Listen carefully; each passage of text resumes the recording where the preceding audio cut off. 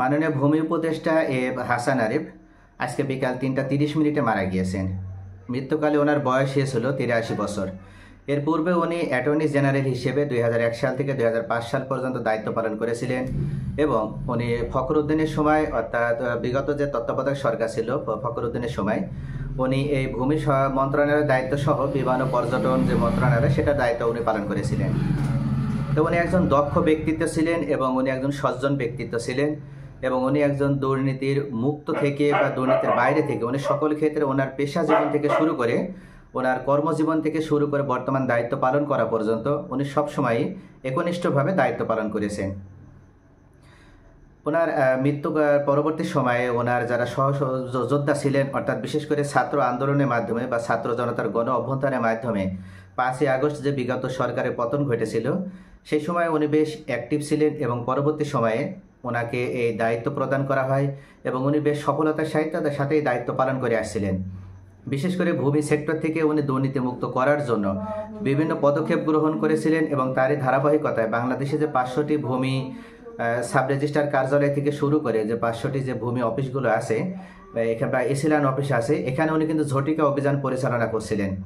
এবং সকল প্রকার অফিস থেকে বা ভূমি সেক্টর বা ভূমি মন্ত্রণালয়ের আওতাভুক্ত যে অফিসগুলো আছে প্রত্যেকটা অফিসকে দুর্নীতিমুক্ত রাখার জন্য উনি অভিযানগুলো পরিচালনা করছিলেন। এমনকি গত পরশুদিন আমরা দেখেছি যে উনি সরাসরি দুদকের মাধ্যমে অর্থাৎ দুর্নীতি দমন কমিশনের মাধ্যমেও ঢাকায় যে রেজিস্ট্রার কার্যালয় আছে এবং ঢাকা যে কেন্দ্রীয় ভূমি অফিস আছে সেখানেও উনি অভিযান পরিচালনা করেছেন, যার কারণে ওনার এই অভিযানগুলো বেশ সাধুবাদ অর্জন করছিল এবং ওনার ঐকান্তিক প্রচেষ্টায় ভূমি অফিস থেকে শুরু করে ভূমি মন্ত্রণালয়ের আওতাভুক্ত যে অফিসগুলো আছে এবং যে সেক্টরগুলো আছে এবং যে কার্যক্রমগুলো পরিচালিত হয় প্রত্যেকটা ক্ষেত্রে কিন্তু গতিশীলতা চলে এসেছিল। এমনকি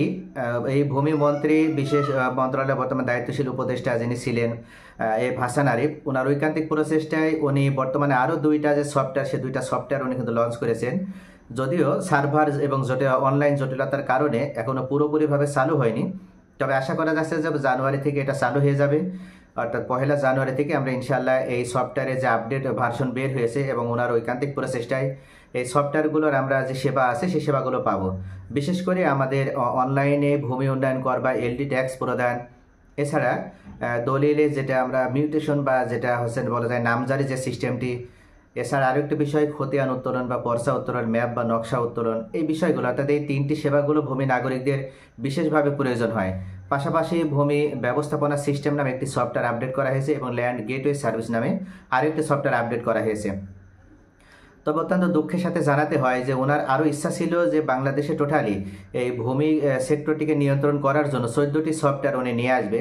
তবে তার মধ্যে 5টি সফটওয়্যার নিয়ে এসেছে, বাকি 9টা সফটওয়্যার উনি আনবে এবং প্রসেসিংয়ের ভিতরে ছিল। কিন্তু মহান আল্লাহ পাকের ডাকে সাড়া দিয়ে উনি এই দুনিয়া ত্যাগ করে চলে গেলেন। তবে উনি আসলে যে নজির রেখে গিয়েছেন স্বল্প সময়ের দায়িত্ব পালনের ভিতরে কিভাবে দুর্নীতি মুক্ত থেকে একটা ভূমি মন্ত্রণালয়ের মতো বড় একটা সেক্টরকে দুর্নীতি মুক্ত করার জন্য যে পদক্ষেপগুলো উনি নিয়েছেন এটা সকল শ্রেণী পেশা মানুষের কাছেই অত্যন্ত প্রশংসা কুড়িয়েছে। তো আমার এই পরিবার, আমার ইজিল্যান্ড পরিবারের পক্ষ থেকেও আমরা ওনার